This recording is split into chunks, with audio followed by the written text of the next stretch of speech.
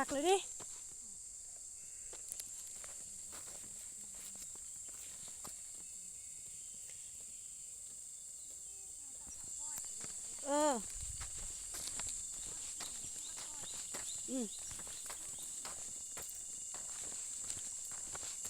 ano sa da sa at amene da yo bar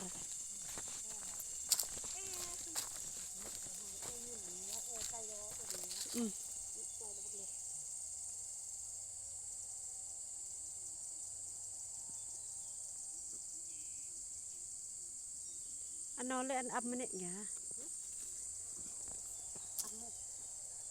kinh ra đã làm phải lấy đấy thuộc phòng được kết nó thế đấy ô tôi ơi nữa đi bà ăn mua hả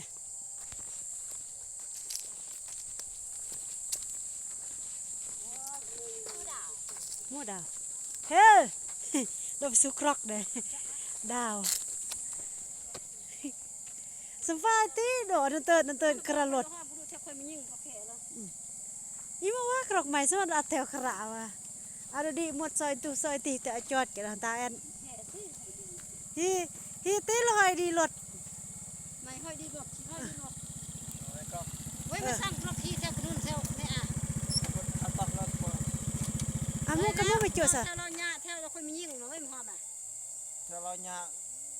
rồi bon muat ke po di ngi wa sang theo kleng lo ke tepang ni ron pum kleng api niก็เรื่อยในบ้านลุงยามเวียงนี่ก็ลนหมดนี้ต้องกระเลงเราก็เตยก็ คันแกล้งอันกี่น้อยคันกลงอันที่อันกระปั้นอันบอกไหมบ่ที่เทียดฟักแล้วมันจุ่มไว้กระลงมันน่ะดอกล่ะไว้ลุงไก่เวียงลุงกรอกทับยามเวียงเอาแหละ โอ้ยอ่ะ มื้อเด้อบ่ตุกนะ ส่วนนี่เด้จ้องในเบื้องตะบึโอ้ขอบใจมื้อเด้อบ่ตุกจุ่มเลยหอมเลยเนาะ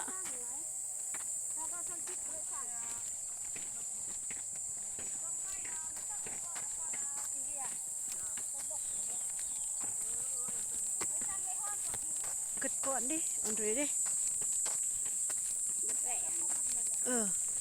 อันนี้เนาะอันจะสุกเกี่ย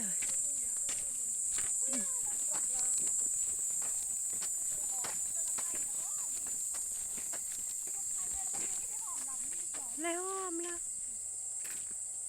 คันไว้ให้สร้างเยิ่มพระโอพระแอพวกกันนะเนาะแค่นี้เบื้องแห่นงไงกบุรแต่อีเบื้องตุตีตอนกบุรบ่ลำบากเลยดิจะกรอกจะกมือกี่เฮ้ยเพื่อว่าโชคดีเฮ้ยกันเด้อ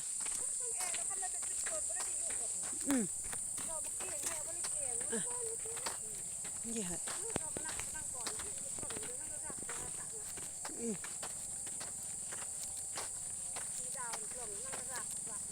กี่เฮ้ย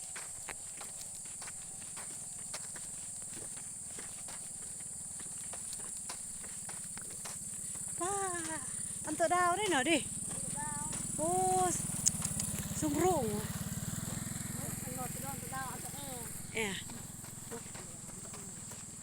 คือดิยกว่าอีหน่อบ่แค่นี้เพื่อความปลอดภัยอยู่กันนะ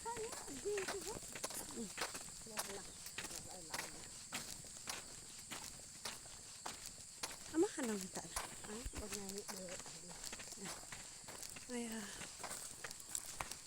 โอ้ไงเนี่ยเด้อดิ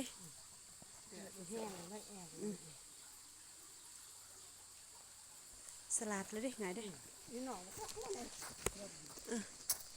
ใบสอกหรือจังไห้ดอกบัวลอยนั่งเฮ้ยฮะอ้าวอย่าเปิดเลยดอกปะเทียเตี้ยแต่ละไม่เป็นหอมเด้อแต่งปะไว้หอมโอ้ไว้จอดอยู่อ่ะก้าวจับอันใหม่เพราะอันเทียเพราะปะเทียก็ไม่บรรจอดแหละก็เลยน่าเลยลำนะโคตรแพง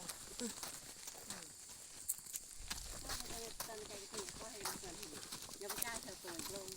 ส่วนแบ่งจ้าที่ที่น้อยก็ประจ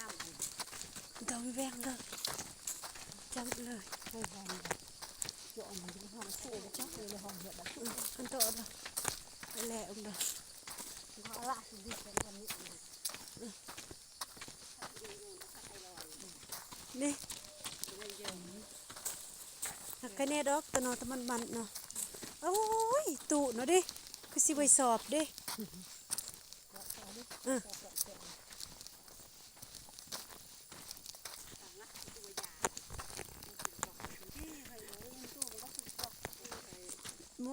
ตู้เต็มตู้ โอ้คืออันละมันคืออันรอนมาตู่บ่ดอกไอ้แหละ เต็มตู้ คือเต้นมาตู่เอาบ่เว้ย โอ้ยไปประจำร่องแอ โอ้ส่วนเต้นนี่ต้นเลิศเลยดิ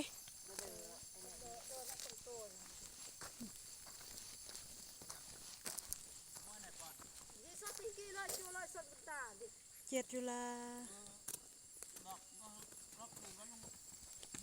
ก็คำสันทีดิ เขาเรียกครับมันโปรองซิลนะ เออ แน่แน่แน่ จิราจนเกิดอีเนาะดิ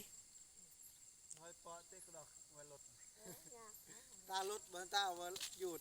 หยุดเลย ฟังสี่เมื่อมันได้ยนแทง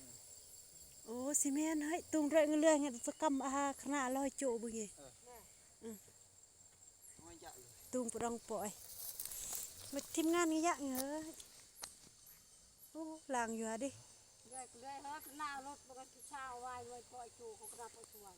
ตะนอมกระเลย ล่างมาล่างจกเลยจักจกชมกระเพาะเกิดล่าง ล่างเด้อเนาะ กระเพาะ คือตะนอนไรล่างกาแฟมาได้ล่างเด้อ